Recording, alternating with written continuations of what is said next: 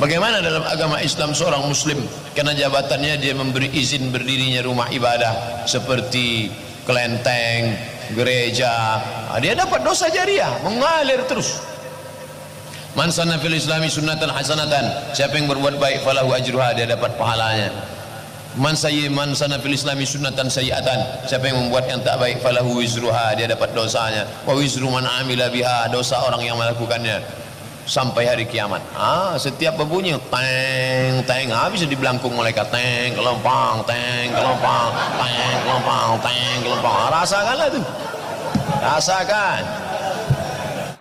Apa hukumnya seorang muslim bekerja membangun gereja? Syukran Ustaz. Kenapa antum gak bangun masjid? Kalau bisa bangun masjid, kenapa bangun rumah ibadah yang lain? Kasihan. Apa hukumnya? Kalau dia sadar dengan apa yang digunakan itu dan sebagainya, maka maaf, bisa berhukum haram dia.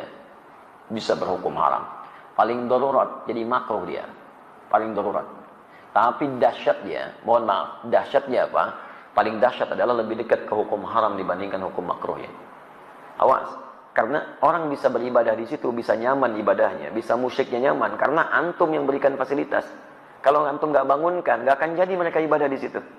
Tapi karena anda fasilitasi, karena anda kemudian bangunkan, karena anda kreasikan, bahkan nyaman dia di situ, tenang ibadahnya, anda berkontribusi akan ketenangan ibadah yang dimaksudkan. Maka kalau kita menggunakan pendekatan akidah, bukan hanya pendekatan muamalah, akidah ini penting karena menentukan bagaimana muamalah kita diterima oleh Allah Subhanahu wa taala. Jadi saya lebih memberikan dorongan agar Anda meninggalkan yang seperti itu karena rezeki Anda sudah diatur oleh Allah.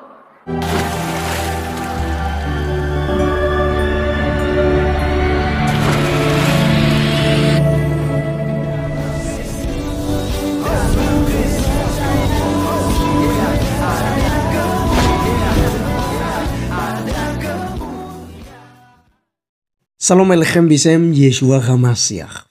Teman-teman sekalian, pada video kali ini kita akan membahas mengenai ceramah Ustadz Abdul Somad dan juga Ustadz Adi Hidayah yang dicuplikan. Kalian sudah bisa menilai sendiri apakah ceramah seperti ini ya itu akan membawa pada sebuah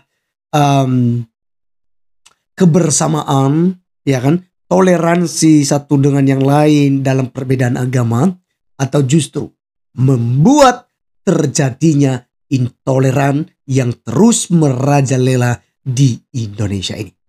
Nah, teman-teman sekalian, menurut pengamatan saya, ya, ceramah seperti ini sangat berbahaya. Kenapa saya katakan berbahaya? Karena kita tahu sekali bahwa ya pemerintah kita, ya, kadus, kades, camat, bupati, gubernur, dan seterusnya kepada jenjang hingga sampai kepada presidenan, itu rata-rata dari agama Islam. Bayangkan saja kalau menggunakan cara pikir dari Ustadz Abdul Somad dan juga Ustadz Adi Hidayah ini, maka percayalah, gereja Katolik, gereja Kristen Protestan, kelenteng, ya, agama Buddha, agama Hindu gitu ya, kemudian Konghucu, itu tidak akan mendapat tempat peribadatan. Karena kan kita dituntut untuk meminta izin kepada pemerintah untuk membangun sebuah gereja. Nah, bayangkan saja jika pemerintahnya adalah beragama Islam, tentu dia tidak bisa memberikan izin itu. Karena dia akan mendapat dosa jariah. Dosa mengalir terus, kata Ustadz Abdul Somad. Sampai di kuburan pun itu terus disiksa orang yang telah memberikan izin pembangunan kelenteng ataupun gereja. Demikian juga jika ada orang Islam yang kemudian membantu pembangunan gereja. Nah, teman-teman sekalian, saya kali ini menampilkan video ya debat dalam Suara Demokrasi di TV One dengan Bang Permandi Arya yang menguraikan intoleransi yang terjadi ya di Indonesia, teman-teman sekalian. Dan saya benar-benar paham. Semuanya itu terjadi diakibatkan oleh ceramah-ceramah seperti tadi. Mari kita simak apa yang disampaikan oleh Bang Permandi Arya yang ada berikut ini. Males nanggapin Abu Janda. Dulu soal bendera itu salah besar, 100% salah. Malu, hoak. Tadi kalau membubarkan ibadah orang Kristen itu nggak boleh ya? Outlet intoleran itu. Enggak, ini kan Berarti gua kan membubarkan lagi nanti dulu. Nanti dulu lu jangan jelekan. Berarti membubarkan pengajian juga sama kan? Anda kejebak sendiri. Membubarkan orang lain enggak boleh. Kejebak sendiri, makanya dipikir. Maka dipikir kalau ngomong. Gua enggak membenarkan itu. Membubarkan Kristen enggak boleh, ibadah. Islam boleh. Gimana otaknya dibagi dua? Itu bukan gue, Bang. Loh ya setuju nggak membubarkan ibadah orang Kristen nggak boleh? Setuju nggak? Semuanya nggak boleh. Setuju nggak? Gue setuju. Oke, membubarkan pengajian boleh nggak? Gue setuju. Boleh semuanya nggak boleh. Gue setuju. Oke, biar mendengar jadi yang gue membubarkan lurusin biar dulu. mendengar. Gue tidak meluruskan. Gue tidak mencari Pakai pembenaran. otak. Gue nggak mencari pembenaran, Bang. Ya, apapun itu kegiatan ibadah. Oke, gue kasih tahu nih. Dan ini mumpung gue lagi masuk TV nih, gue pengen ngasih tahu ya buat yang nonton TV nih, ya. Buat yang nonton mungkin banyak yang belum tahu. Nah ini Bang Egy juga orang hukum. Bahwa bubarin ibadah itu bisa kena pasal berlapis loh. Ya, itu Pak RT yang di Lampung itu kena pasal berlapis. Izinkan saya baca data lagi. Jadi saya izin ya, saya udah siapin data nih biar nggak ngalor ngidul nih Bang. Soal intoleransi ini izinkan saya buka data supaya nggak ngalor ngidul. Ini saya mau bacain kasus intoleransi 3 tahun terakhir ini yang saya catat ya. Izinin ya, kasih waktu ya Bang. Agak makan waktu. Penolakan ibadah GKPS di Purwakarta 2 April 2023. Penutupan patung Bunda Maria atas desakan Ormas 3 Maret 2023. Penolakan ibadah di Tarakan, Kalimantan 28 Februari 2023. Pembubaran ibadah GKKD Lampung 19 Februari 2023. Pembubaran ibadah Natal di Cilebut Bogor 25 Desember 2022. Penolakan gereja di Cilegon Banten 7 September 2022. Pembubaran ibadah Natal di Tulang Bawang Lampung 25 Desember 2021. Penolakan gereja di Kelapa II Bekasi 1 Desember 2021. Pembubaran ibadah HKBP Cikarang 17 Desember 2020. Pembubaran ibadah keluarga di rumah di Cikarang 19 April 2020. Saya bisa paparkan data setiap tahun. Minimal ada 2 sampai 3 penolakan rumah ibadah dan pembubaran ibadah yang viral. Itu yang viral. Ya. Yang nggak viral bisa 10 kasus, Mas. Bang, ya. Jadi jangan pakai alasan izin, Maaf nih, saya ada datanya. Ratusan musola langgar masjid di Depok nggak ada IMB-nya. Puluhan ribu musola langgar masjid di Jawa Barat dibangun tanpa IMB. Itu di Jawa Barat doang. Gimana di seluruh Indonesia? Mungkin ratusan ribu, jutaan masjid di Indonesia tidak punya IMB. Ini data tahun 2019. Ya, jadi jangan pakai konteks alasan izin untuk mempersekusi ibadah non Muslim. Ya, ini faktanya memang non Muslim aja yang sulit urus izin. Jadi kenapa non Muslim saja yang sulit urus izin, sementara kita umat Islam tidak pernah kita terbentur dengan kesulitan izin dalam membangun masjid. Dimanapun Bang, dimanapun, ini faktanya. Yang kedua, tepos lironya mana? Kalau kata wong Jawa ini tenggang rasa gitu ya. Orang lagi ibadah gitu, maaf ya kalau orang Kristen ibadah itu kayak orang kita umat Muslim lagi sholat jamaah lah gitu. Sekarang balikin ke diri kita, kalau kita lagi sholat jamaah ada yang datang. Tiba-tiba bubar. Udah ada izin belum nih? Kira-kira perasaan kita gimana Bang? Dan itu dianggap kebiasaan, dianggap normatif, dianggap kelaziman.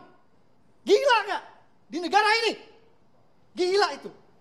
Ya, jadi maaf nih kemarin ribut-ribut Israel. Menurut saya bangsa kita tuh belum pantas. Protes-protes Israel penjajah. Protes apa? Di protes Israel penjajah, kita di negeri sendiri masih jadi penjajah ke umat minoritas Bang. Bang, saya mau tanya Bang. Gak pantas. Bang Arya Permadi, sebelum jauh ke kasus itu, tapi tadi data Ustadz ditolak. Ustadz ditolak selama di tanah air. Jangan nunjukin penjajahan, ngurusin penjajahan di ujung lautan. Tapi kita sendiri jadi penjajah. Boleh sendiri. Saya sebenarnya mohon maaf 1 menit. Saya sebenarnya malas nanggapin. Oke, teman-teman sekalian, itulah yang kita sudah dengarkan bersama dari penjabaran Bang Permadi Arya terkait intoleran yang terjadi. Dan juga tadi ada seorang lawannya ya, lawan debatnya yang kemudian itu membela ya. Dia berpikir bahwa ketika ada penolakan musola, kemudian penolakan pengajian begitu ya. Lalu Bang Permadi Arya itu setuju dalam hal itu gitu ya. Sebenarnya tidak ya. Narasi Bang Permadi Arya itu jelas bahwa dalam bentuk apapun ya, pembubaran ibadah itu nggak boleh terjadi. Kita harus sama-sama menghargai itu. Tetapi yang harus diketahui bahwa pelaku-pelaku pembubaran ibadah itu kan tidak dari Kristen. Ya kan? Tapi jelas itu dari saudara-saudari kita Muslim. Contoh kasus Cidahu di Sukabumi. Di tahun ini saja teman-teman sekalian udah 3 kalau nggak salah. Lebih dari 3. Di Depok kemarin tuh sudah ada izin IMB-nya. Kalau Permadi Arya tadi tuh, itu di Jawa Barat saja itu ratusan, bahkan banyak sekali tadi tuh, ya bisa jutaan kata ya Bang Permadi Arya, itu masjid yang ada di Indonesia ini tidak ada izinnya, tidak ada IMB-nya. Apakah kemudian ada orang Kristen dan demo-demo tuntut IMB? Nggak ada itu. Silakan Anda, ya bahkan orang-orang Kristen yang menjabat ya di daerah-daerah mayoritas Kristen pun itu selalu memberikan izin itu. Dan itu tidak pernah ada viral ya. Toko pemerintah kemudian menanyakan izin masjid. Itu tidak pernah ada. Ya, mungkin saya yang kelewatan. Ya, jika itu ada silakan sertakan linknya di komentar supaya saya bisa cek.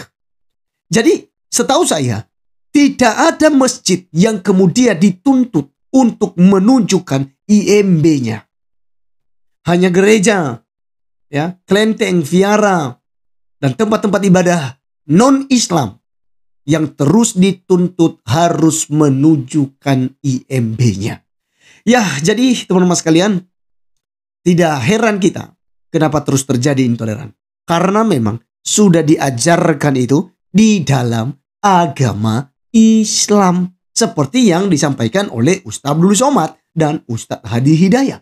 Teman-teman sekalian, mereka ini adalah Ustadz kondang. Sekalipun ada sebagian besar juga yang tidak setuju dengan ceramah-ceramah Ustadz Abdul Somad dan juga Ustadz Hadi Hidayah. Tetapi yang jelas, ya, mereka mengajarkan apa yang diajarkan di dalam agama Islam. Ya, terkait tentang tidak setujunya teman-teman yang lain terhadap ceramah-ceramah ini, yaitu kan urusan di dalam. Begitu ya. Jika memang tidak setuju dengan ceramah-ceramah seperti itu, ya maka harus dihentikan mereka yang suka ceramah semacam ini. Bagaimana caranya? Dari dalam itu sendiri. Karena tidak mungkin dari pihak kekristenan, tidak mungkin dari agama Hidayah atau agama Konghucu. Karena itu tidak akan ditanggapi. Ustaz Abdul Somad ini sudah viral ketika menghina salib. Sudah dilaporkan. Tetapi tidak bisa dijerat. Tidak bisa ditangkap. Kenapa? Karena dibela oleh kaumnya. Dan juga aparat tidak berani untuk memproses. Sudah jelas-jelas melakukan yang namanya penistaan. Baik, teman-teman sekalian. Demikianlah yang saya bisa sampaikan pada video kali ini. Sampai ketemu di video berikutnya. Tuhan Yesus memberkati kita.